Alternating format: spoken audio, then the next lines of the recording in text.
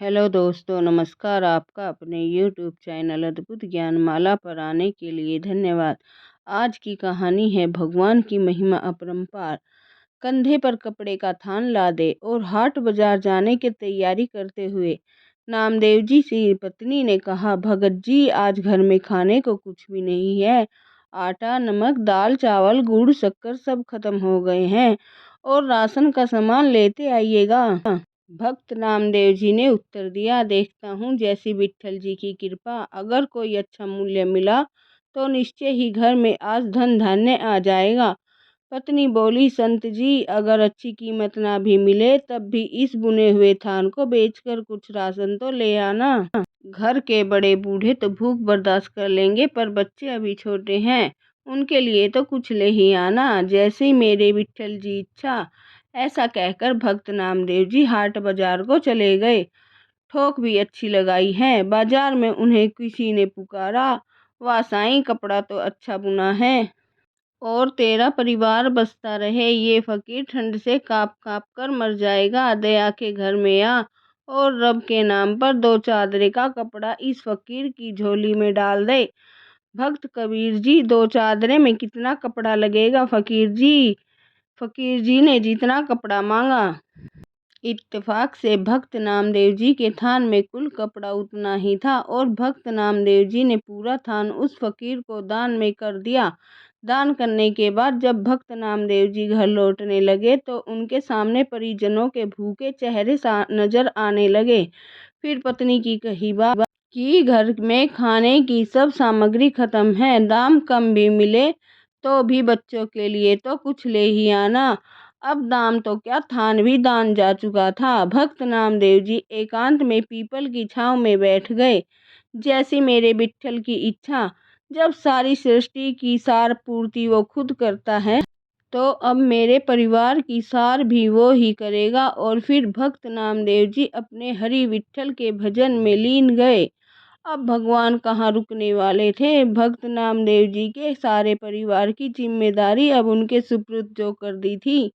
अब भगवान जी ने भक्त जी की झोपड़ी का दरवाजा खटखटाया। नामदेव जी की पत्नी ने पूछा, कौन है? नामदेव का घर यही है ना? भगवान जी ने पूछा।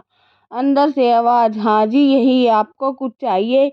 भगवान सोचने लगे कि धन्य है नामदेव जी का परिवार, घर में कुछ भी नहीं है, फिर हृदय में देने की सहायता की जिज्ञासा है। भगवान बोले, दरवाजा खोलिए। लेकिन आप कौन? भगवान जी ने कहा, सेवक की क्या पहचान होती है भगतनी? जैसे नामदेव जी विट्ठल के सेवक, वैसे ही मैं नामदेव जी का सेवक हूँ। ये राशन का सामान रखवा लो। पत्नी ने दरवाजा पूरा खोल दिया। फिर इतना राशन घर में उतरना शुरू हुआ कि घर के जीवों की घर में रहने की जगह ही कम पड़ गई। इतना सामान नामदेव जी ने भेजा है? मुझे नहीं लगता, पत्नी ने पूछा। भगवान जी ने कहा, हाँ भगतनी, आज नामदेव जी का थान सच्ची सरकार ने लिया है। सामान रखवाते रखवाते पत्नी थक चुकी थी। बच्चे घर में अमीरी आते देख खुश थे। वो कभी बोरे में शक्कर निकाल कर खाते और कभी गुड़, कभी मेवे देखकर मन ललचाते और झोली भर भर कर मेवे लेकर बैठ जाते। उनके बालमन अभी तक तृप्त नहीं हुए थे।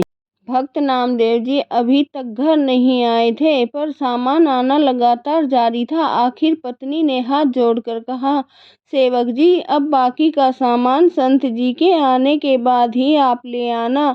हमें उन्हें ढूंढने जाना है, क्योंकि वो भी अभी तक घर नहीं आए। भगवान जी बोले, वो तो गांव के बाहर पीपल के नीचे बैठकर विट्ठल सरकार का भजन सिमरन कर रहे हैं। अब परिजन नामदेव जी को देखने गए।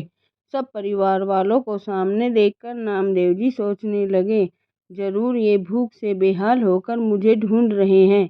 इससे पहले कि संत नामदेव जी कुछ कहते उनकी पत्नी बोल पड़ी, कुछ पैसे बचा लेने थे। अगर थान अच्छे भाव बिक गया था तो सारा सामान संत जी आज ही खरीद कर घर भेजना था क्या?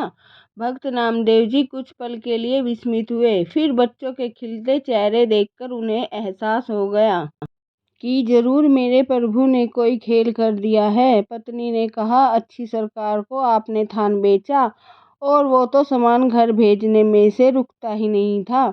पता नहीं कितने वर्षों तक का राशन दे गया। उनसे मिन्नत करके रुकवाया, बस कर बाकी संत जी के आने के बाद देना, उनसे पूछकर कहीं रखवाएंगे। भक्त नामदेव जी हंसने लगे और बोले, वो सरकार ऐसी ही है, जब देना शुरू करती है तो सब लेने वाले थक जाते हैं। उनकी बख्शीश कभी भी खत्म नहीं होती। वह सच्ची सरकार की तरह सदा कायम रहती है। जय श्री कृष्णा। दोस्तों, जाने से पहले हमारे चैनल को सब्सक्राइब और वीडियो को लाइक ज़रूर करें। साथ ही बेल आइकन को भी ऑन करें ताकि वीडियो का नोटिफिकेशन आपको मिलता रहे। धन्यवाद।